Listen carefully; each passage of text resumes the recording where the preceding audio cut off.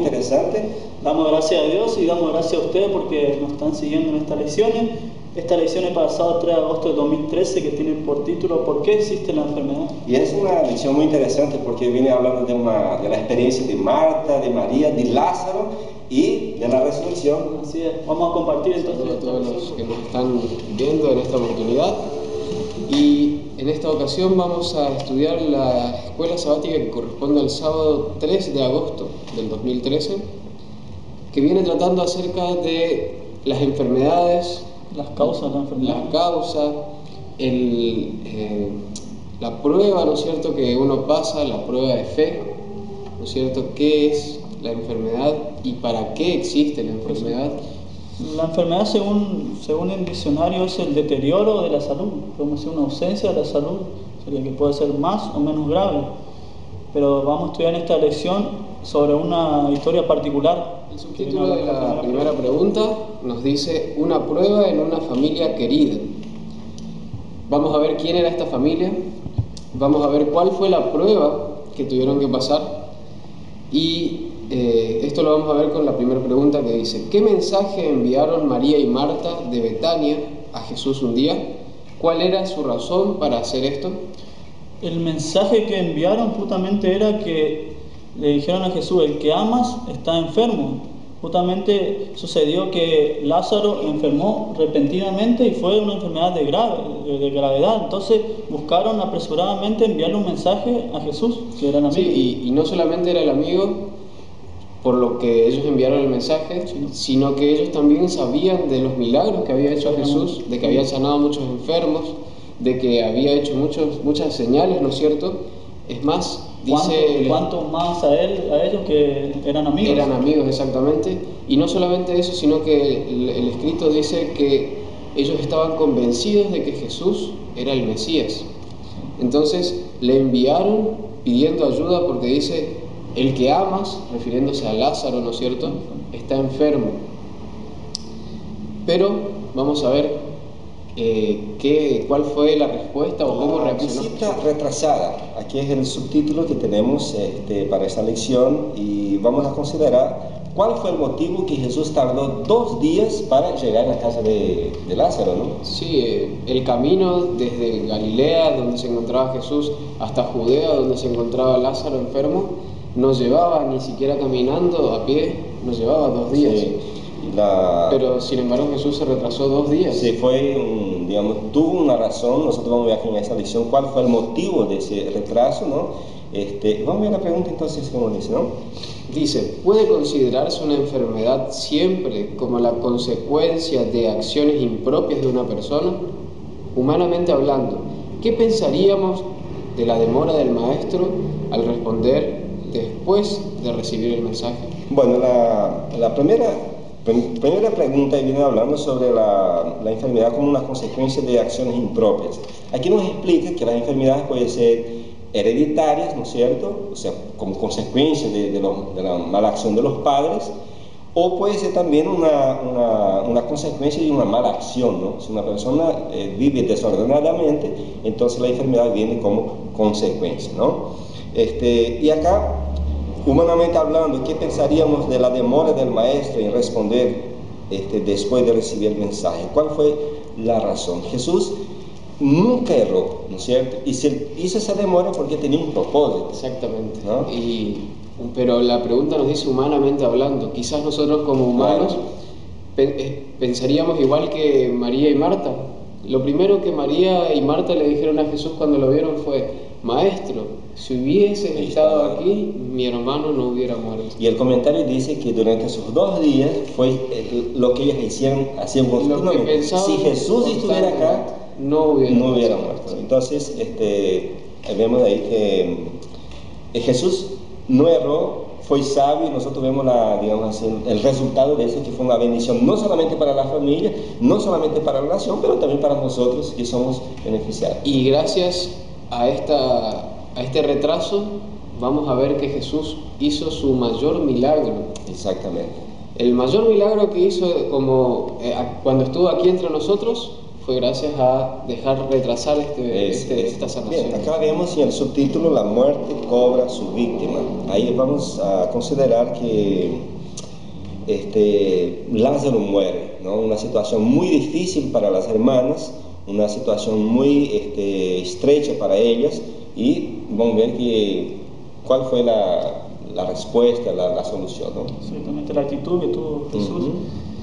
Dice la pregunta 3, ¿a dónde decidió ir Jesús después de algunos días, aun cuando no era bienvenido en la región de Judea? ¿Qué recordaron los discípulos? Sí, Cristo decidió ir nuevamente a Judea, ¿no? Y allí en Judea era donde él era más apretado, así, tanto en preguntas, tanto en ataques, y inclusive humanamente querían agarrar a Jesús. Por eso los discípulos dijeron, maestro, otra vez querés ir allá donde queremos matarte, ¿no? Pero Jesús tenía una misión especial allí, ¿no es cierto? No solamente la enseñanza, pero el acto de socorrer y de ayudar a esa familia. Vamos a pasar a la pregunta número 4, que dice, mientras tanto, ¿qué le había pasado a Lázaro, el amigo amado de Jesús? ¿Entendieron los discípulos lo que había sucedido? El versículo dice, en Juan 11, del 11 al 14, dicho esto le dijo después, nuestro amigo Lázaro duerme, mas voy para despertarle.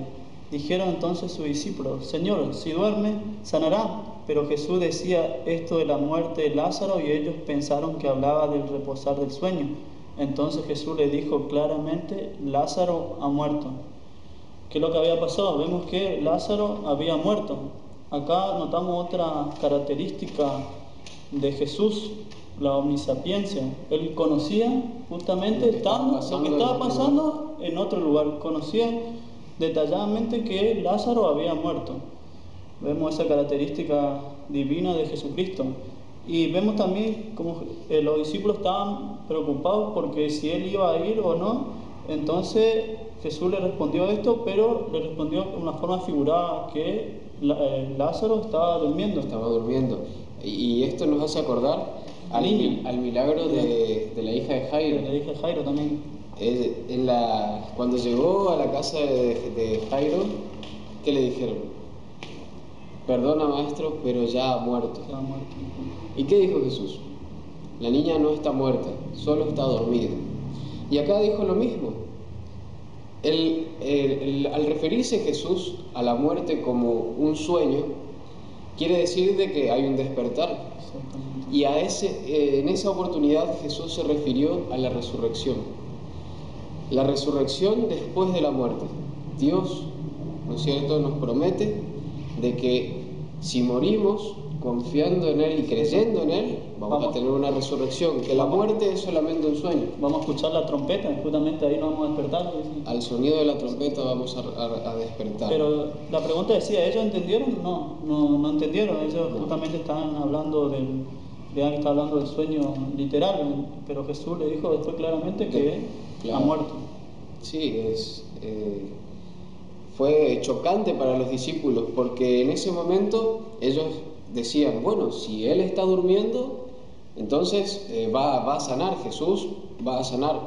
A mí me hace acordar al siervo del centurión romano, cuando vino el centurión y le dijo, di las palabras y mi siervo sanará. ¿Acaso Jesús no podría haber hecho lo mismo en esta oportunidad? Exactamente. ¿No podría haber dicho, Lázaro, sé sano en este momento, y Lázaro hubiese sido sano, no importa Jesús donde esté? Pero Jesús quería enseñar a los discípulos y a toda la demás gente una lección.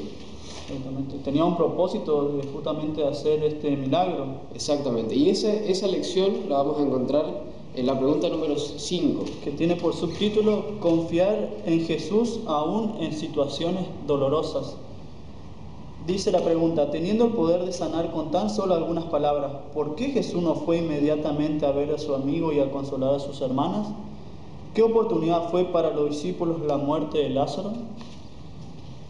Justamente como estábamos diciendo, en una historia anterior, Jesús había sanado al siervo de un centurión romano con solamente pronunciar palabras. Tu siervo es sano, y desde esa misma hora dice que fue sano, y Jesús no estaba en el lugar de donde estaba el enfermo.